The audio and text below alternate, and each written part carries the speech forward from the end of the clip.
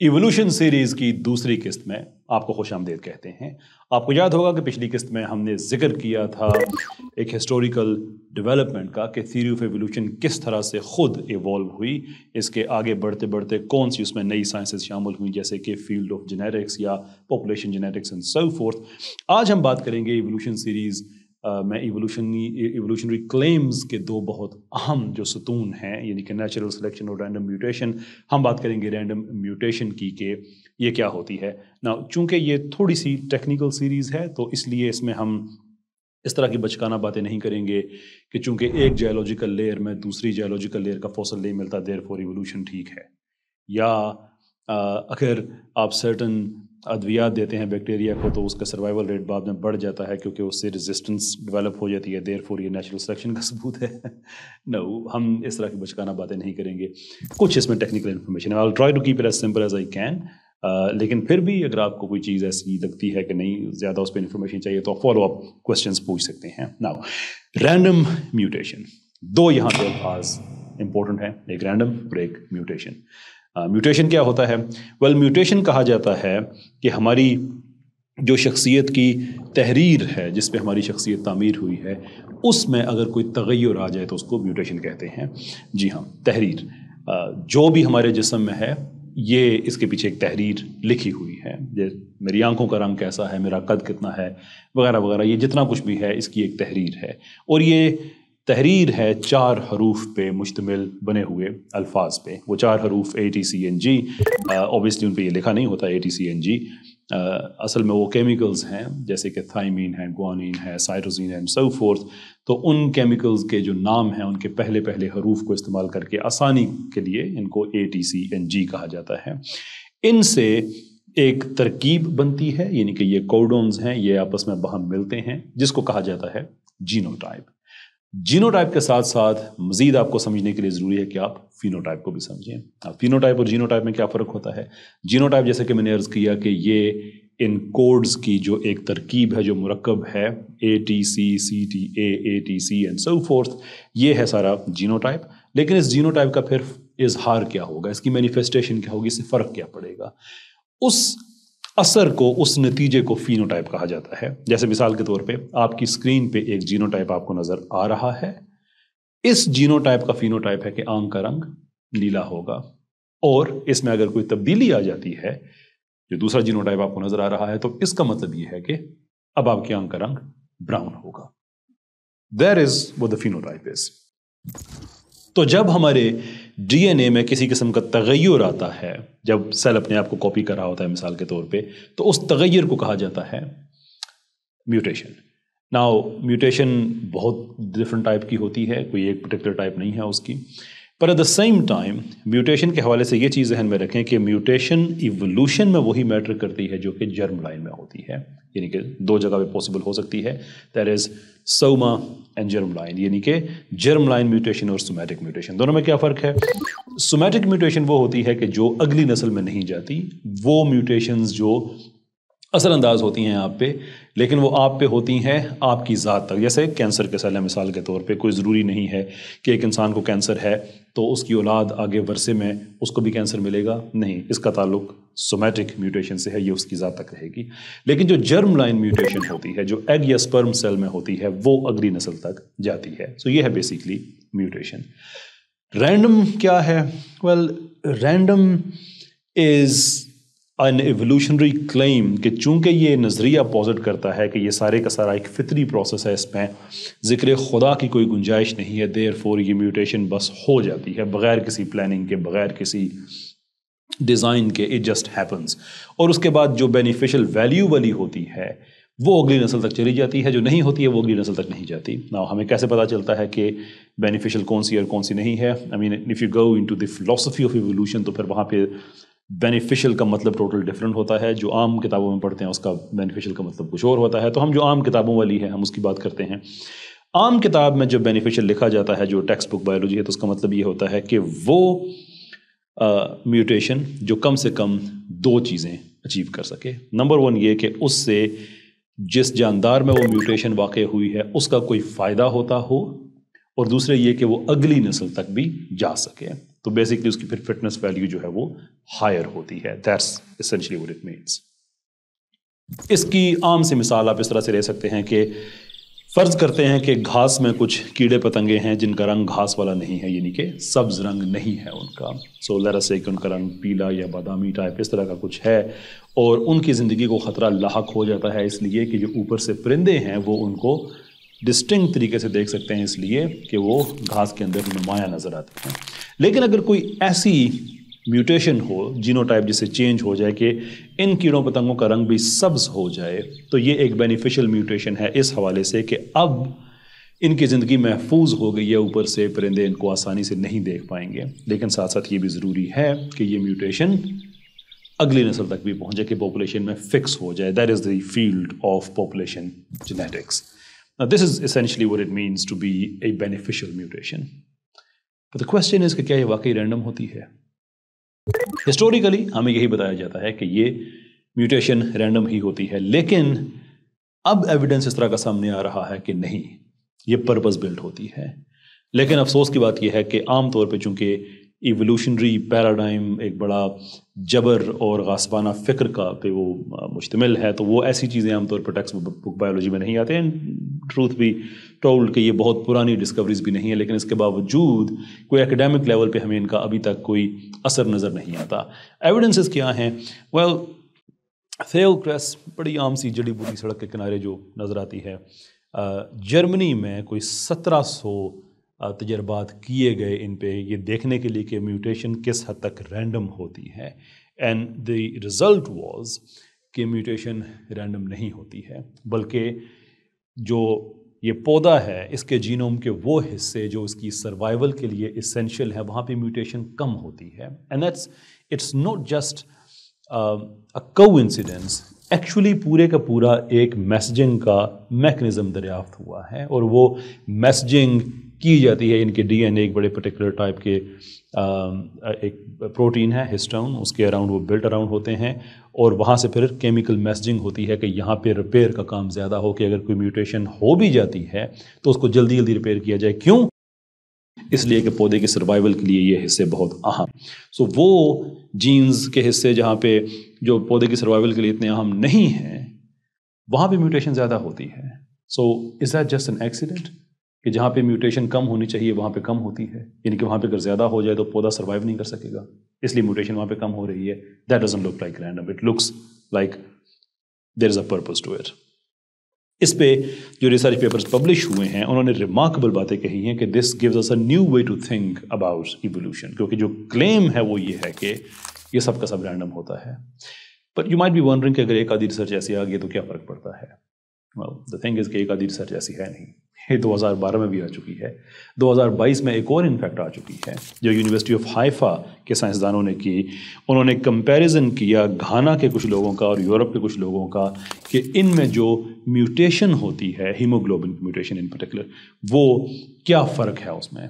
Surprisingly جو Ghana کے لوگ تھے وہاں پہ HBS بڑی ایک پرٹیکولر ٹائپ میوٹیشن ہوتی ہے جو ملیریا کے خلاف دفاع کرتی ہے، وہ میوٹیشن زیادہ اور یورپ کے لوگوں میں کم ہے.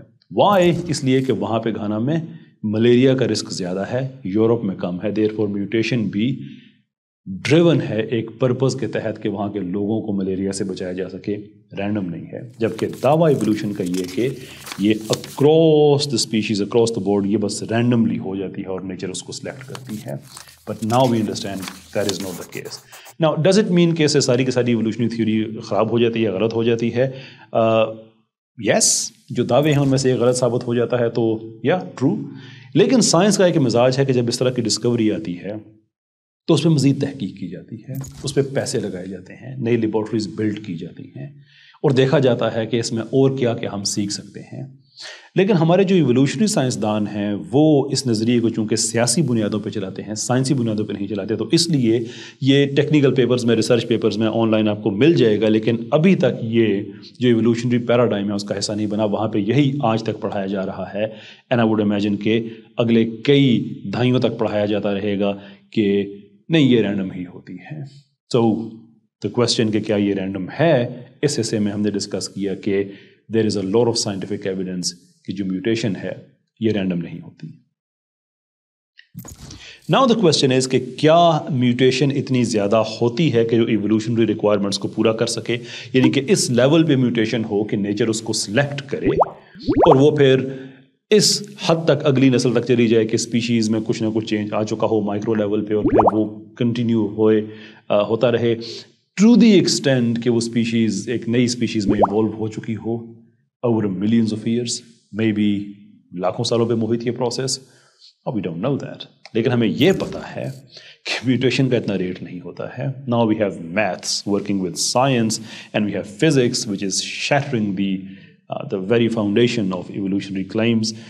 नाउ ये समझने के लिए कुछ एसेंशियल चीज़ें मैं आपके सामने रखना चाहता हूँ ताकि आपको मेरी बाकी बात जो है वो आसानी से समझ में आ जाए। जो बेनिफिशियल म्यूटेशन होता है उसका एक रेट है कि वो कितनी, वो यानी कि बेनिफिशियल से मुराद ये कि जो अगली नस्ल में जिसने जाना होता है वो बेनिफिशियल भी होती है कि वो कितनी तसलसल के साथ उसका ज़हूर होता है। And this is what you need to understand. Number one ये कि हर म्यूटेशन बेनिफिशियल नहीं होती। इनफैक्ट मोस्ट जो म्यूटेशंस होती हैं वो किसी भी टाइप की हों वो न्यूट्रल होती हैं। किसी भी टाइप से मुराद कि वो सब्स्टिट्यूशन हो सकती है, वो पॉइंट म्यूटेशन हो सकती है, एनी अदर टाइप। मोस्ट जो होती हैं वो कोई उसका फ़र्क नहीं पड़ता। फिर उसके बाद जिनका फ़र्क पड़ता है वो आइदर बुरा हो सकता है या अच्छा हो सकता है, यानी कि डेलेटेरियस हो सकती हैं या बेनिफिशियल हो सकती हैं। डेलेटेरियस ज़्यादा होती हैं, बेनिफिशियल कम होती हैं। लेकिन जैसे आगे हमने कहा कि बेनिफिशियल को बेनिफिशियल होने के लिए ज़रूरी है कि वो उस जानदार का भी फ़ायदा करे और अगली नस्ल में भी जाए। So this is where things get really complicated. क्यों? कि सबसे पहले तो ये है कि उस म्यूटेशन को जिससे जानदार का कोई फ़ायदा हो सकता है, उस जानवर का कोई फ़ायदा हो सकता है, उसके ज़हूर पजीर होने में बहुत ज़्यादा वक्त लगता है। और अगर वो हो जाए तो मोस्टली वो रैंडम ड्रिफ्ट की नज़र हो जाती है। रैंडम ड्रिफ्ट एक अगेन एवोल्यूशन के मुताबिक एक कुदरती प्रोसेस है जिससे म्यूटेशन जो होती है वो अगली नस्ल में नहीं जाती, वो गायब हो जाती है। So it's not fit enough, right. In some studies 99% तक की जो म्यूटेशंस हैं वो अगली नस्ल तक नहीं पहुँच पाती, बल्कि वो रैंडम ड्रिफ्ट का शिकार हो जाती हैं। लेकिन अगर वो अगली नस्ल में पहुँच भी जाएँ तो फिर भी हमें इस कदर वास्ट लेवल पे वो चाहिए होती है कि वो पॉपुलेशन में फिक्स हो जाएं। फिक्स होना एक टेक्निकल टर्म है इवोल्यूशन में। फिक्स होने का मतलब ये होता है कि वो पूरी पॉपुलेशन में अब नॉर्मल हो गई हैं। सो मिसाल के तौर पे एक कबीला है जहाँ पे लोगों की आंखें ब्राउन हैं और आप वहाँ पे लाख साल के बाद जाते हैं तो आप देखते हैं कि उन सब की आंखें नीली हो चुकी हैं। सो जो म्यूटेशन जिसने आंखें ब्राउन से नीली की हैं, अब अगर सब की नीली हैं तो इसका मतलब है कि वो म्यूटेशन फिक्स हो गई है।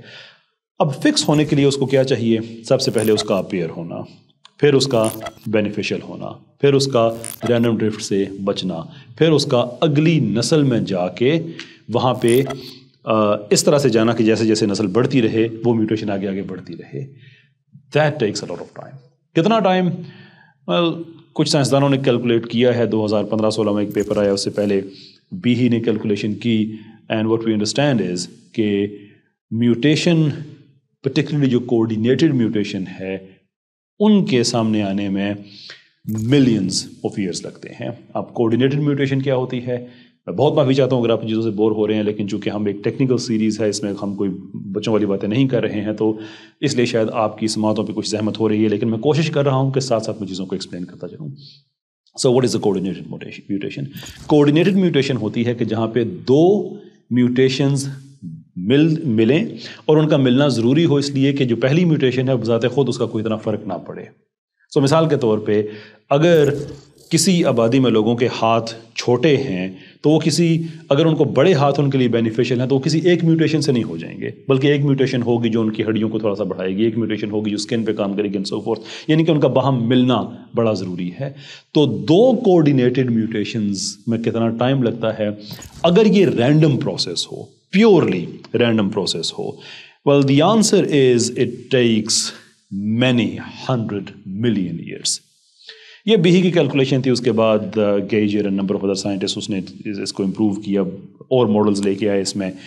पर हियर इज द थिंग, आप कह सकते हैं कि ये लोग तो आईडी वाले हैं, दो इट शुड नॉट मैटर, इसलिए कि मैथ्स तो मैथ्स है। अगर 2 और 2 4 होते हैं तो इस रिजल्ट को डिटरमिन करने के लिए आप ये कभी नहीं देखेंगे कि कैलकुलेट करने वाले का मज़हब क्या था या उसका मज़हब था भी या नहीं था।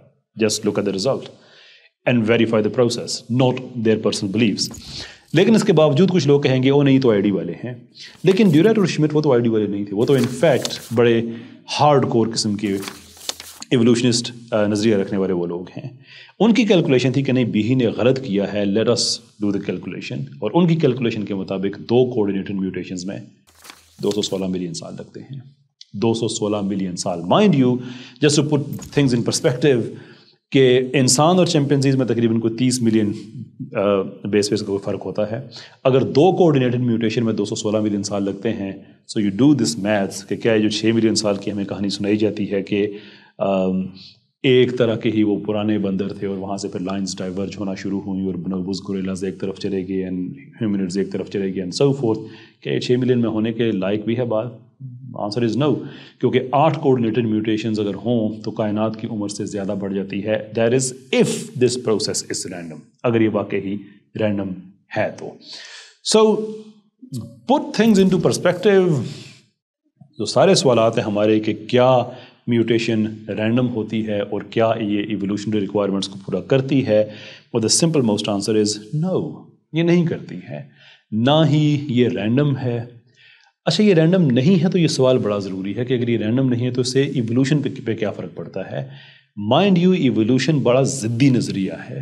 ایوولوشن آپ کو یہ کہنے کی اجازت نہیں دیتی, جو ایوولوشن سائنٹسٹ ہیں وغیرہ آئی مین, وہ آپ کو یہ کہنے کی اجازت نہیں دیتے کہ اچھا اگر آپ کے خدا نے کیا ہوا ہے تو ٹھیک ہے فائن, ہمیں کیسے پرابلم ہے. ہم تو کہتے ہیں کہ پروسیس ہے. نہیں, وہ کہتے ہیں کہ خدا ہے ہی نہیں, جو کچھ بھی ہے سب کا سب فطری ہے, میٹیریلسٹک ہے. لیکن اگر ہمیں رینڈمنس نظر نہیں آتی بلکہ ایک پرپز, ایک ڈیزائن نظر آتا ہے, جو 2 ایگزامپلس میں نے آپ کے ساتھ شیئر کیں, تو اس سے یہ دعویٰ دھرے کا دھرا رہ جاتا ہے. On top of it when we invoke population genetics into it, then the figures جو سامنے آتے ہیں وہ ناقابل یقین ہیں کہ اس طرح کی میوٹیشن سے ایوولوشنری ریکوائرمنٹ پوری نہیں ہوتی. ایوولوشنری ریکوائرمنٹ کہ بینیفیشل میوٹیشن کا ظہور ہو اور نیچر اس کو سلیکٹ کرے اور پھر اس سے کنٹینیویشن ہوتی رہے.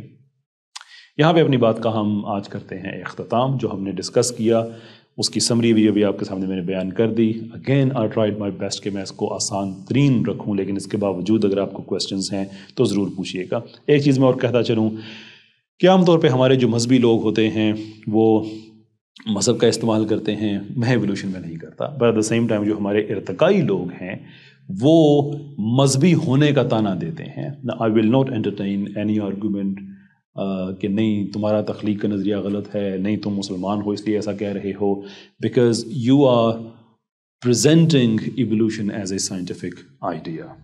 Let's talk science. جو میں نے آپ کے سامنے نمبرز رکھے ہیں, جو فگر رکھے ہیں, جو ریسرچ پیپرز ہیں, ان میں سے آپ کو کچھ چیز غلط نظر آتی ہے, by all means talk to me. اگر آپ مجھے کریکٹ کریں گے مجھے بہت خوشی ہوگی. اس کے علاوہ آپ جائیں گے ہنسی مذاق یہ وہ وغیرہ وغیرہ کہ نہیں تم مذہبی لوگ ہو اس لیے ایسا کہتے ہو, تم جاہل عوام ہو. Sorry I can't waste my time on that. بہت بہت شکریہ. اگلی قسط میں ہم بات کریں گے نیچرل سلیکشن پہ.